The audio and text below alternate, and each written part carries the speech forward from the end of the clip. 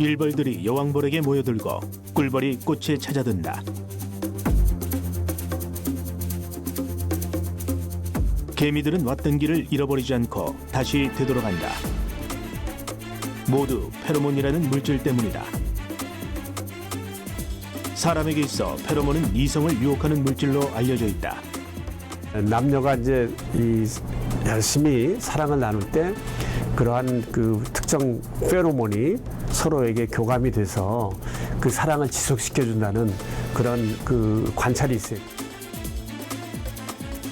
페로몬에 대한 과학적 호기심은 인간의 노화 현상을 밝히는 중요한 단서가 되기도 했는데, 과연 페로몬이란 무엇이고 과학자들은 페로몬의 효과에 대해서 무엇을 밝혀냈을까?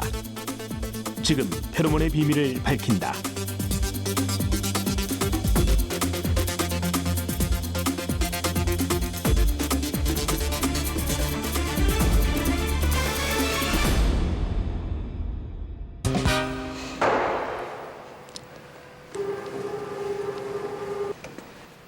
아깐 죄송했어요.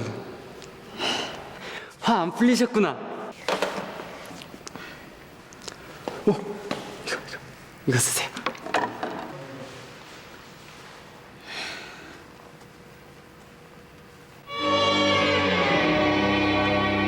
이게 다 미라 씨한테 관심 있어서 그런 거예요. 원래 남자들은 좋아하는 여자한테 막 괴롭히고 그러거든요. 그럼 제가 사과하는 의미에서 밥 한번 살게요.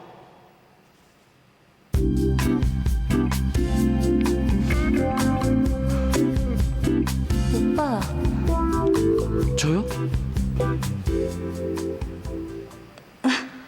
아니에요. 미안해요. 먼저 가볼게요.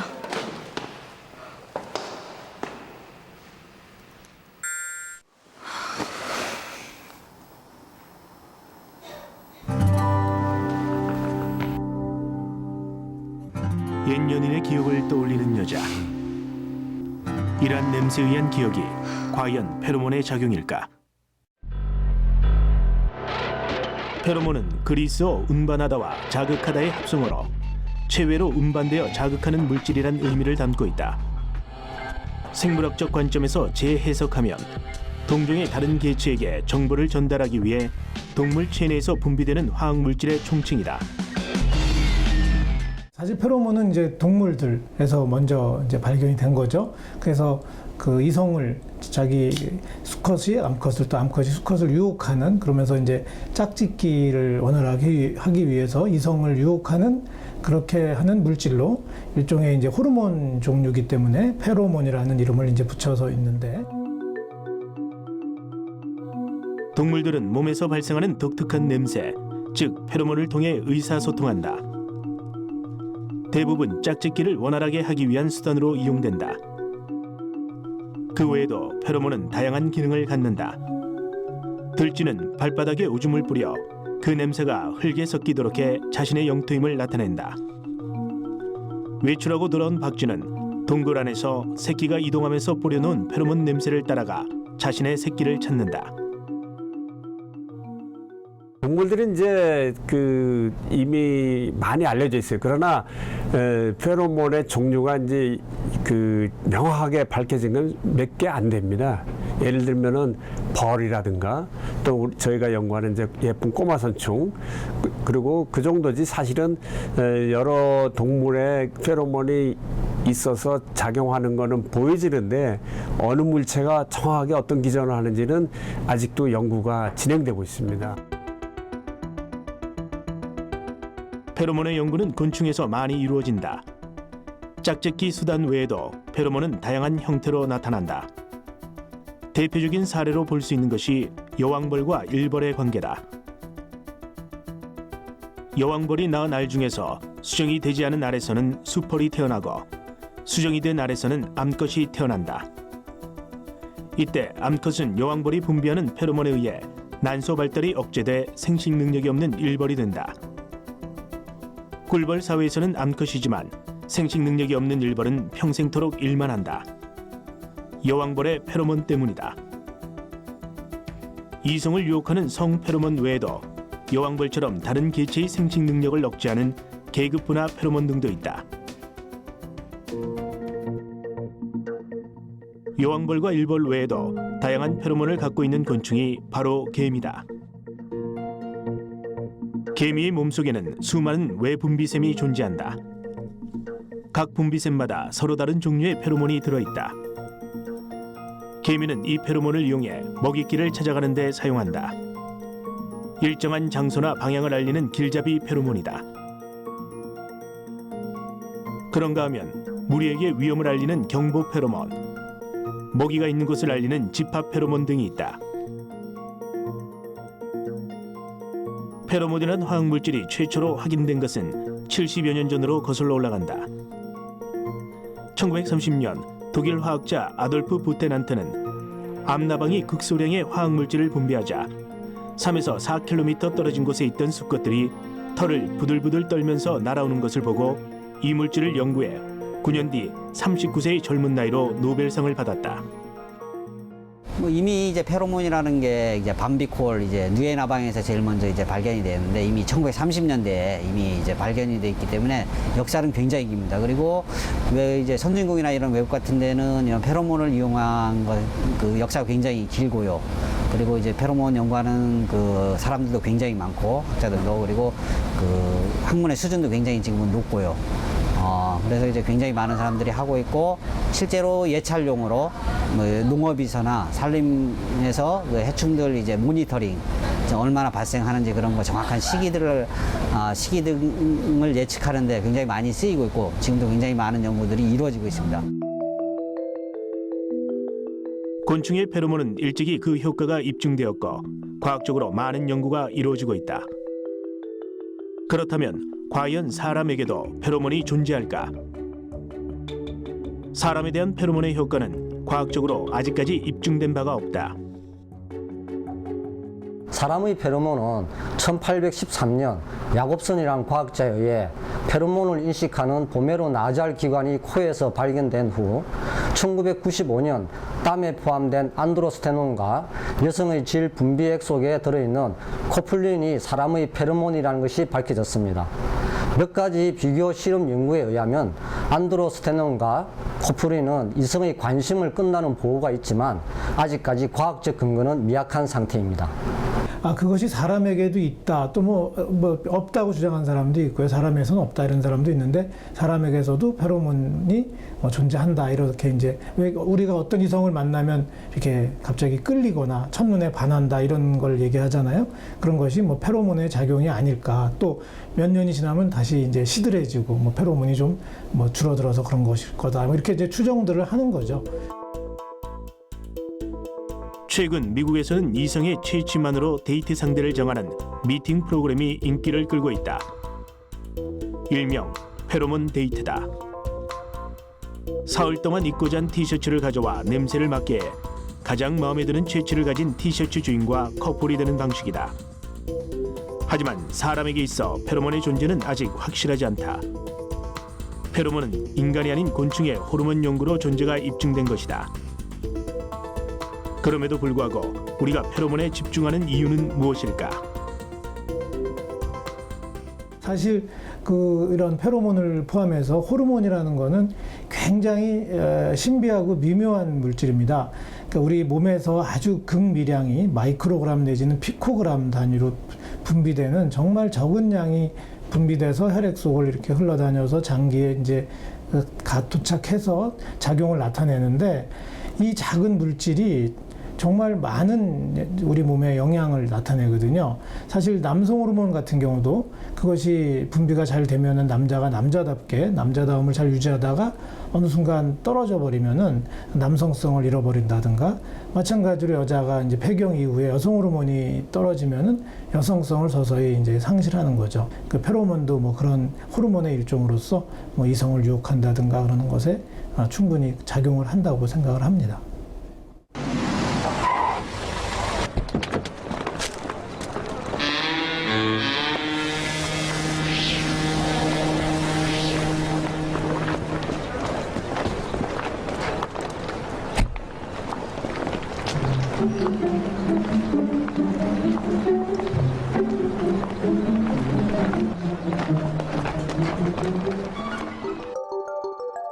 그렇다면 페로몬은 어떻게 감지되는 걸까? 곤충의 경우에는 안테나 신경 회로를 통해서, 그리고 척추동물의 경우에는 후각신경과 연결된 안면 시상 하부의 신경 회로를 통해 각각 감지되어 생식 기능을 수행한다고 알려져 있다. 감지 경로는 아직 잘 모르지만 성인 남성의 겨드랑이 등 땀샘에서 분비되는 스테로이드 화합물인 페로몬 유사물질은 이성에 대한 매력을 유지하고 자녀 중 딸의 생식선 발달을 촉진한다고 한다. 과연 그럴까? 20대의 남녀를 대상으로 실험을 해봤다. 각자 자신이 입고 있던 옷을 교환해 냄새를 맡게 했다. 3일 동안 입어 각자의 체취가 흠뻑 묻어있는 옷들이다. 상대방의 옷 냄새를 맡은 후 뇌파 검사와 자율신경 검사를 통해 신경학적으로 어떤 변화가 있었는지 알아봤다. 과연 결과는 어떻게 나왔을까? 재미있게도 두 경우 다 변화가 있었습니다. 우선 자율신경 검사를 먼저 말씀을 드리면 두 분 다 처음에 평정 상태에서 검사를 했던 때에 비해서 각각 그 이성의 옷의 냄새를 맡은 후에 측정을 해보니까 심박수가 유의하게 올라갔습니다. 이거는 뭔가 자율신경이 좀 항진됐다 이렇게 볼 수가 있는 거고요. 심박수가 올라간 것이 뭐 곧 어떤 뭐 성적인 흥분을 뭐 의미하는지는 뭐 확실치는 않지만, 그러나 뭔가 이 신경학적으로 흥분이 됐다라고 하는 거는 심박수를 통해서 짐작을 할 수가 있는 거죠. 그리고 뇌파 검사에서는 좀 더 흥미로운 변화가 있었는데요. 사실 이 경우의 수가 뭐 많은 케이스가 아니기 때문에 이걸 가지고 전반적으로 해석하기는 좀 어려움이 있겠지만, 그래도 이제 해석을 해본다면 김동민님의 경우는 처음 평정 상태에 검사를 했을 때보다 옷의 냄새를 맡은 후에 측정했을 때 보다 각성도가 증가했습니다. 그거는 보다 이제 정신이 좀 명료해졌다는 거겠죠. 그것이 의미하는 바가 어떤 건지는 정확히 알기는 어렵지만, 뭔가 이제 남성으로서 여성을 접했을 때 그게 꼭 성적인 흥분이 아니더라도 그 여성에 대한 그 호감이나 그런 것이 그런 형태의 어떤 그 각성도로 증가된 게 아닌가 생각됩니다. 왜냐하면 두뇌라고 하는 게 각성이 돼야 그 여성하고 이제 어떻게 뭐 가까워질지 이런 거에 대해서 보다 많은 고민을 효율적으로 할 수가 있겠죠. 반면에 김주윤님의 경우는 평정 상태에 뇌파 검사를 했을 때보다 옷의 냄새를 맡은 후에 검사한 것이 각성도가 보다 좀 떨어진 것으로 나왔습니다. 그거는 꼭 머리가 뭐 멍해졌다 이런 걸 의미하는 건 아니고요. 심리적으로 좀 안정됐다라고 볼 수도 있습니다.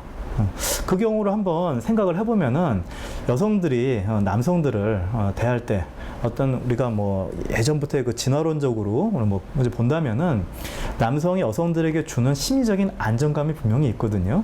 그리고 실제로 뭐 연애할 때 봐도 여성들이 남성들하고 같이 있을 때 항상 뭐 어떤 흥분되고 이런 게 아니라 심리적으로 안정되고 듬직하고 믿음직스럽다는 그런 느낌을 또 많이 받을 수가 있거든요. 그런 면에서 어떤 그 뇌파 검사가 이렇게 남자와 여자의 차이가 있었던 게 아닌가 한번 생각을 해볼 수 있습니다. 김주윤 씨의 경우 남성의 체취가 묻은 옷 냄새를 맡은 후 뇌파 검사에서 각성도가 조금 떨어진 것으로 나타났다. 반면 김동민 씨의 경우 여성의 체취가 묻은 옷 냄새를 맡은 후 각성도가 올라갔다. 서로의 체취가 뇌에 어떤 영향으로 작용한 걸까? 공공장소에 지나가다가 남자들은 대부분 그렇겠지만, 제가 좋아하는 향기나 그런 냄새를 맡았을 때 한 번 여자의 얼굴을 다시 보게 되는 경우가 있거든요. 네, 저는 그런 경험이 있습니다. 끌려본 적은 없는데 남자친구의 냄새를 알고 남자친구의 옷을 빌려 입고 일부러 냄새를 맡은 적은 있거든요. 그러니까 그냥 모르는 사람한테 냄새 때문에 끌린 적은 없고, 남자친구의 냄새를 알고 남자친구의 옷을 입고 좀 편안함을 느끼고 잔 적 뭐 이렇게 있는 적은 있어요. 오늘 결과가 그 전후로 해서 이제 재미있게 나왔는데요. 사실 이 검사 결과 가지고만 인간에게 페로몬이 있다든지 페로몬이 어떤 영향을 미쳤다라고 이렇게 단정져 말할 수는 없습니다. 그러나 뭐 많은 동물들이 그런 이제 페로몬의 존재에 대해서 연구가 많이 되고 있고 밝혀지고 있고 이제 그런 걸 보면은 뭐 사람도 그런 페로몬이 존재하고 또 그게 이성 간에 어떤 영향을 주지 않을까 하는 그 가능성에 대해서는 생각을 해볼 수가 있을 것 같습니다.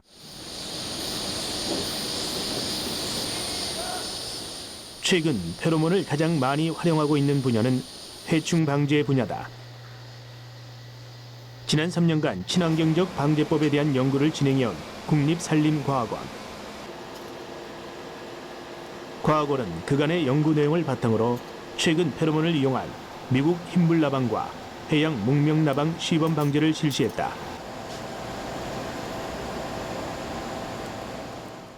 이 나방의 꼬리 부분을 떼면 이쪽 암컷의 경우에 꼬리 부분 쪽에 페로몬이 집중이 되어 있기 때문에 이쪽 부분을 떼어가지고 이걸 분석하는 용도로 사용하겠습니다. 최근 기온이 높아지면서 산림해충에 의한 산림 피해가 점점 늘어가고 있다. 특히 생활권에도 다양한 산림해충들이 발생해 가로수나 공원, 아파트에 심어진 나무에 큰 피해를 주고 있다. 생활권 산림해충은 제때 방제를 하지 않으면 나무에 피해를 줄 뿐만 아니라 사람들한테 혐오감, 알레르기 등을 일으킬 수 있다. 하지만 고독성 농약을 살포하는 것은 인체에 안 좋은 영향을 줄 수 있다는 점에서 문제가 되고 있다. 페로몬을 활용한 해충 방제 작업은 무엇보다 친환경적이다. 페로몬은 이제 종마다 다 특이적이기 때문에 우리가 이제 원하는 그런 종만을 잡을 수가 있죠. 이제 다른 해충이나 인간들한테 이제 전혀 해가 없고요. 아주 소량으로 적용하기 때문에. 그리고 이제 얘네들이 언제 정확히 나오는지를 알 수 있기 때문에 농약 사용 횟수나 이런 것들을 또 줄여줄 수가 있습니다. 나방들의 성페로몬은 주로 암컷이 내는 화학물질로 수컷을 유인하여 교미를 하기 위해 발산한다. 수컷은 아주 소량의 암컷 페로몬에도 반응을 하게 된다. 페로몬 분석은 우선 대상으로 하는 암컷 성충의 페로몬 샘에서 유기용매로 추출해 여러 가지 분석기기를 이용해 분석한다. 분석된 페로몬 후보 물질을 여러 가지 조성비로 하여 야외에서 유인력을 검증하게 된다. 이러한 페로몬의 유인력을 이용해 방지에 이용되는 것이 페로몬 트랩이다. 이거는 이제 페로몬 트랩 중에 하나인 유니 타입 트랩인데요. 저희가 이제 페로몬 루어를 아까 만든 이제 루어를 이제 넣어주게 됩니다. 넣어주게 되고 끼워주게 되면 이렇게 걸어두게 되면 이제 이 페로몬 이제 냄새를 맡아서 이제 수컷 나방들이나 우리가 목적으로 하는 수컷 나방, 뭐 미국 흰물나방이나 뭐 해양목명나방 이렇게 날아오게 됩니다. 날아오게 돼서 페로몬 냄새를 맡아서 이쪽에 냄새가 이제 암컷이 내는 페로몬이기 때문에 짝짓기를 위해서 계속 달려들게 되면서 이렇게 하다 이제 밑으로 빠지게 되는 거죠. 빠지게 되면 이제 더 이상 이제 나오지 못하게 됩니다. 트랩은 해충 방제에 가장 효과적인 형태로 알려져 있다. 트랩에 암컷 나방의 페로몬을 소량으로 묻혀 수컷을 유인하는 방법이다. 델타 트랩 안에는 끈끈이를 묻힌 종이판 한가운데에 암컷의 페로몬을 놓아둔다. 이 냄새를 맡고 수컷들이 달려들다 바닥의 끈끈이 때문에 빠져나가지 못하게 되는 것이다. 페로몬 트랩을 이용하면 수컷 성충을 대량으로 포획하거나 정확한 해충 발생 시기를 알려주어 방제 적기에 대한 정보를 얻을 수 있다. 또 교미 교란제로 개발해 방제에 활용할 수 있다. 과학원은 보다 저렴한 제형을 개발하기 위해 해양 목명 나방 페로몬을 필름 타입 형태로 제작했다. 야외 유인 활성을 조사한 결과 기존에 사용하던 플라스틱 형태의 제형보다 유인 효과가 훨씬 높았다.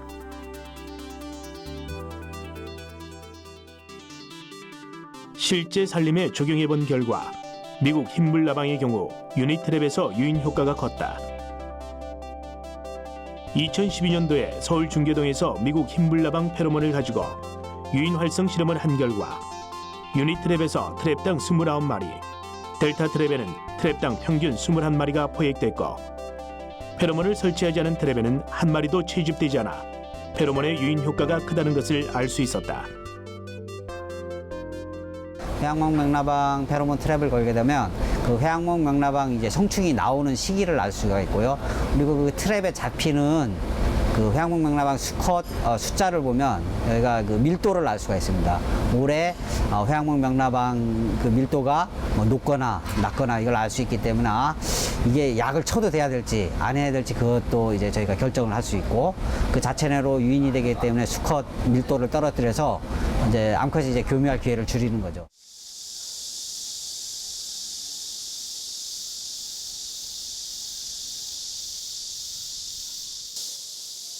서울시 성수동에 위치한 서울숲. 도심에 마련된 숲은 도시 열섬 현상을 완화시켜 주어 도심의 온도를 내려준다.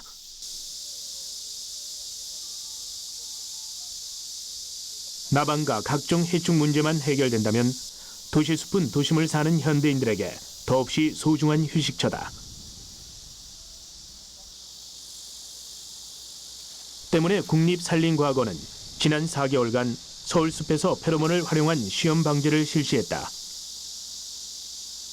5월 하순부터 10월 상순까지 피해를 주는 미국 흰불나방의 경우 페로몬을 활용한 방제 작업에 큰 효과를 나타냈다. 작년에 이어 올해도 400마리 정도의 미국 흰불나방을 포획했다. 일단은 방제력까지는 지금 테스트가 정확하게 이루어지진 않았지만요. 왜냐하면 저희 공원 같은 경우 오픈된 공간이기 때문에 외부적인 요인들이 많이 작용합니다. 그렇기 때문에 정확한 방제력까지는 측정하기가 문제가 좀 있고요. 하지만 유인력은 확실한 걸로 지금 판단하고 있습니다.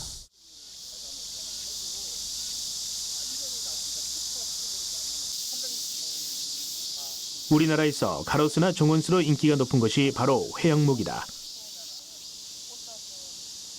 회양목에 가장 큰 피해를 주는 것이 회양목명나방이다. 회양목명나방은 성충일 때는 해를 가하진 않지만 유충인 애벌레일 때 애벌레들이 잎을 갉아먹어서 피해를 준다. 지금 저쪽에 보시는 게 델타 트랩입니다. 따라서 유충일 때 방제를 하는 것이 효과적이다. 이처럼 페로몬을 활용한 방제는 단순히 방제의 효과뿐만이 아니라 방제 시기도 정확히 예측할 수 있도록 도와주기 때문에 친환경적이며 과학적인 방제법으로 각광받고 있다. 그 트랩 안에 그 미국 흰불나방이라든지 회양목 명나방이 잡히고 있다는 점으로 봐서 이화기 때는 그 지금 잡힌 회양목 명나방과 미국 흰불나방들이 산란을 하지 못해서 이화기 때는 개체수가 확실히 줄어들 걸로 지금 짐작은 하고 있습니다. 그 좀 더 확인을 해봐야 되는 사항이긴 하지만 그런 걸로 봤을 때는 지금 앞으로 저희 공원을 친환경적으로 가꾸는 데 있어서는 지금 이런 방법들이 굉장히 도움이 될 것으로 보고 있습니다. 서울 여의도. 빌딩숲 사이사이에 자리하고 있는 가로수에 뭔가가 설치돼 있다. 페로몬 트랩이다.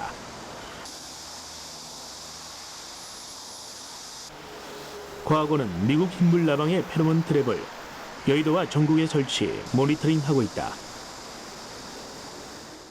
페로몬 트랩을 이용을 해서 미국 흰불나방의 수컷 선충을 개체수를 조사하고 있습니다. 7월 말에 비해서 많은 개체수가 줄어들었지만 여전히 많은 개체수가 잡히고 있습니다.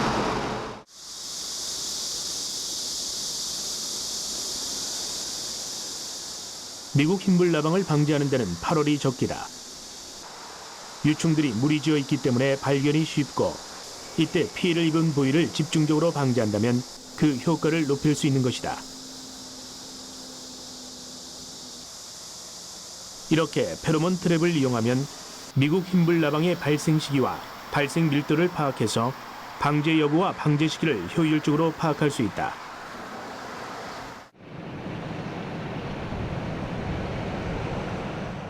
여기 보시는 바와 같은 구조는 이제 시도필레이터를 분비를 하면은 굉장히 적은 양으로 자기 친구들 해충 방제를 위한 페로몬 활용 기술은 나날이 발전을 거듭하고 있다.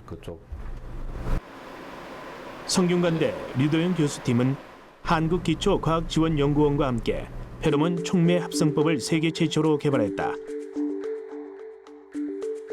곡물 바구미의 페로몬 화합물의 합성법을 개발한 것이다.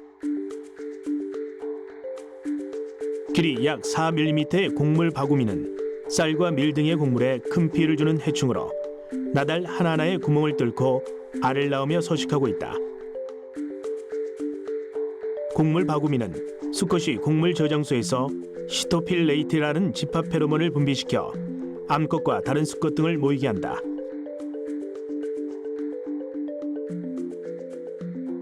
연구팀은 비금속 루이산 촉매를 이용해 그동안 직접 합성이 불가능했던 곡물 바구미의 페로몬 화합물인 키랄 베타 케토 에스터 합성법을 개발했다.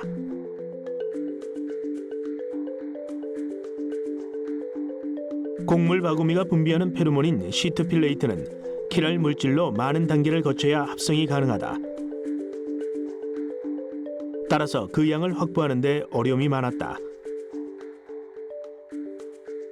하지만 이번 합성법 개발로 시토필레이트의 대량 확보가 가능해졌다. 그래서 이제 이 곡물 바구미가 페로몬을 낸다는 것만 알려져 있었는데 그 페로몬의 구조가 어떤 건지 이런 걸 전혀 몰랐습니다. 저희 실험실에서 이제 합성할 수 있는 방법을 개발했기 때문에 쉽게 저희들이 그 2단계로 합성을 했습니다.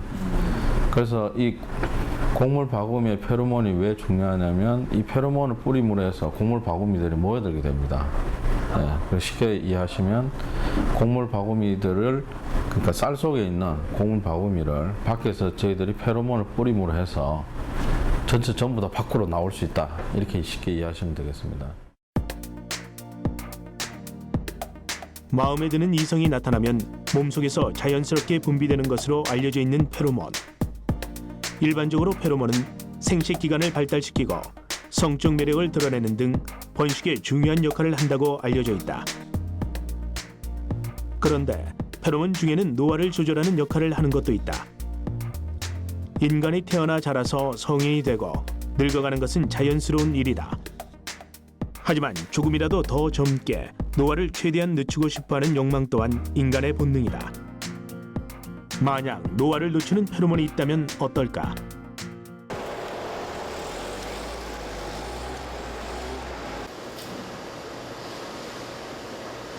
가만히 요 어린 것이 휴면기를 연세대 생화학과 백윤기 교수팀은 노화 조절 페로몬을 발견해냈다. 이용해서 여러 가지 다호몬 생합성하고 걔네들 조절 얻는데 걱정이. 획기적인 노화 조절 페로몬을 소유하고 있는 주인공은 바로 예쁜 꼬마 선충. 3일 반 정도면 노화에 대한 연구의 실험 모델로 많은 과학자들이 예쁜 꼬마 선충을 택했다. 이때부터 계속 죽을 때까지 하더라고. 우선 이제 기르기가 쉽고 또 이 비용이 적게 듭니다. 그리고 한 번에 알을 한 300마리씩 낳고 또 사람의 유전자 수와 비교했을 때 전혀 모자르질 않아요. 그 세포는 적지만 따라서 이 모든 거를 투명하게 이 현미경으로 볼 수가 있어서 이러한 선충들의 그 행동 거지나 또는 그 대사 조절이라든가 수명 연구라든가 이런 거엔 굉장히 적합한 그 모델 동물이죠. 아마 가장 좋은 모델 동물이 아닌가 싶어요. 그래서 노화를 비롯해서 대사 질환 이런 등등. 인간의 유전자는 약 23,300개. 예쁜 꼬마 선충은 유전자 개수가 인간과 거의 같은 19,000여 개에 달한다. 또 몸속 내부가 투명하기 때문에 현미경을 이용해 하나하나의 세포 분열을 관찰할 수 있다.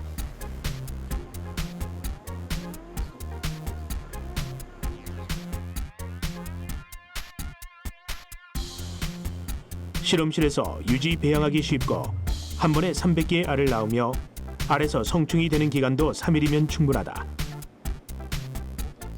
그렇다면 예쁜 꼬마 선충의 페로몬은 어떤 작용을 하는 걸까? 페로몬은 평소에도 조금씩 계속 나오는데 특별히 그 열을 받을 때, 그러니까 좀 온도가 살기가 힘들잖아요.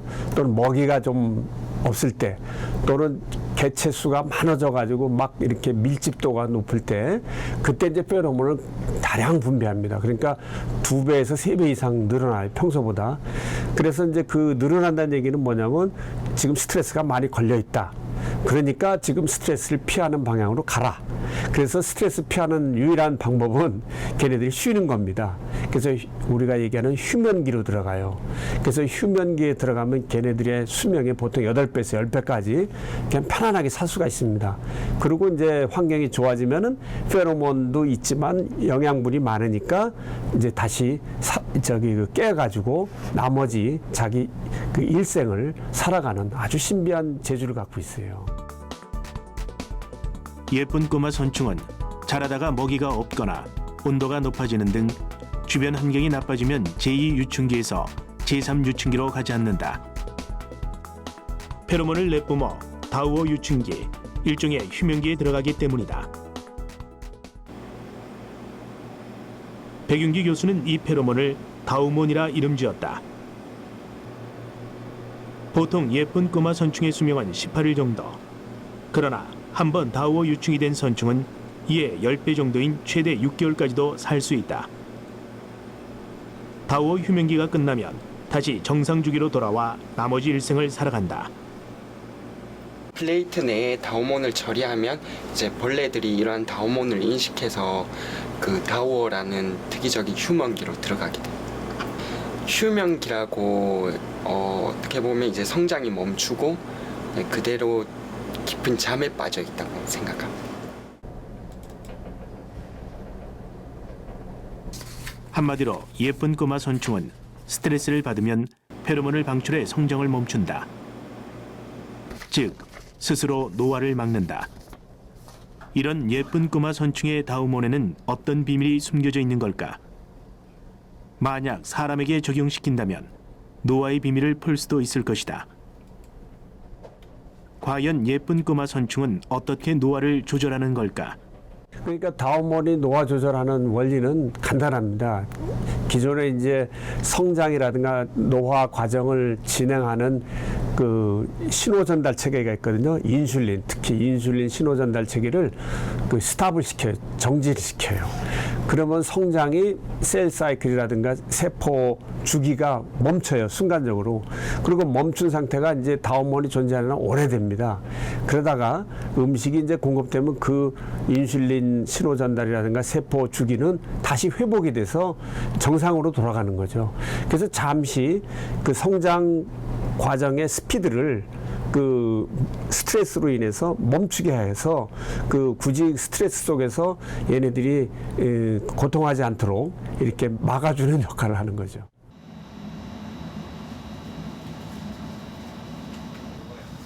백 교수팀은 예쁜 꼬마 선충으로부터 다우몬을 분리해내고 인공 합성하는 데도 성공했다. 이 다우몬 제일 첫 단계로서 그 당에 프로텍션기를 붙이는 단계거든요. 다우몬은 지방산과 당으로 이루어진 화합물이다. 다우몬 1g은 우리 돈으로 약 1억 원의 가치를 갖는다. 다우몬은 현재 연구용 시약으로 해외로 수출되고 있기도 하다. 다우몬이 비만이나 노화, 신경질환 같은 질병의 치료제로 개발될 날도 머지않았다. 다우몬의 발견으로 인간의 노화의 비밀에 한 발 더 다가가게 된 셈이다. For a cup of coffee? Yesterday it was 3. You want coffee or you want to reminisce? 2011년 개봉한 영화 인타임. 주인공 위를 비롯한 영화 속 인물들은 모두 팔목에 생체 시계가 주입된 채로 태어났다. 이 시계는 25세가 되는 순간 작동을 시작한다. 부자는 걱정하지 않아도 되지만 그렇지 않은 사람들은 일을 해서 시간을 벌어야 생명을 연장할 수 있다. 그렇다면 왜 하필 25세일까? 보통은 이제 이렇게들 얘기합니다. 성장이 끝나는 순간부터 노화가 시작된다. 이제 그렇게 얘기를 하는 거고요. 그래서 대부분의 사람들이 성장이 약 20세 정도면 성장이 다 끝나거든요. 근데 바로 노화가 거기서 진행되는 것은 아니고 약 5년 내지 10년 정도는 이제 이렇게 유지되는 기간은 있죠. 그래서 보통 학자들이 동의하는 거는 약 25세에서 30세 그런 20대 후반부터 노화가 진행되기 시작해서 또 어느 정도 잘 유지되다가 40대 이후에 노화는 좀 급격히 그리고 다시 60대 이후엔 또 더 빨리 이렇게 노화가 진행되는 걸로 생각을 하고 있습니다. 그렇다. 25세는 생물학적으로 인간의 신체가 성장을 멈추는 나이다. 키, 시력 등은 물론 뇌도 마찬가지다. 바꿔 말해 25세가 된 인간의 체세포는 성장을 멈추고 쇠퇴기에 접어든다는 얘기다. 피부를 보자. 25세가 지난 피부는 세포 분열을 유도하는 상피세포 성장인자가 감소, 세포 재생 능력이 현저히 떨어진다. 주름이 생기는 것도 이 때문이다. You're not from around here, are you? 영화 속에는 노화 현상을 조절하는 호르몬 클로터가 등장한다. 이를 통제함으로써 영원히 늙지 않는다는 설정이다. 이는 얼마나 신빙성 있는 얘기일까? 몇 년 전에 이제 어떤 학자가 발견한 유전자인데요. 이제 뭐 동물 실험을 통해서 이 유전자가 활성화될 경우에 노화가 좀 지연되고 또 수명이 좀 연장되고 뭐 이런 것을 발견했고요. 그런데 이제 그게 아직까지 그 진리로 받아들여지고 있지는 않고요. 다른 학자들이 또 같은 저 반복 실험을 해봤더니 특별하게 장수자들이라든가 이런 사람들에게서 이런 클로터 유전자를 사람에서는 발견하지 못했다. 이런 또 보고도 나오고 있어서 아직까지는 논란이 되고 있는데 다만 하나의 이제 우리가 노화를 좀 지연시키고 장수할 수 있는 그런 유전자 그 관련 있는 유전자의 하나로 지금 생각을 하고 거기에 대한 연구를 계속하고 있는 중입니다. 때로는 이성을 유혹하고 때로는 일정한 장소나 방향을 알리기도 한다. 때로는 먹이가 있는 곳을 알리는 역할을 하는 페로몬. 곤충과 동물의 페로몬은 이미 그 연구가 활발히 진행 중이며 과학적 성과도 속속 거두고 있다. 하지만 아직 사람의 페로몬에 대해서는 과학적으로 입증된 바가 없다. 그럼에도 불구하고 우리는 이성의 취치에 사랑의 감정을 느낄 때 페로몬의 영향이라고 말한다. 사랑의 묘약이라 불리는 페로몬. 그 비밀이 밝혀지는 순간 인간의 생로병사의 비밀도 함께 풀리지 않을까.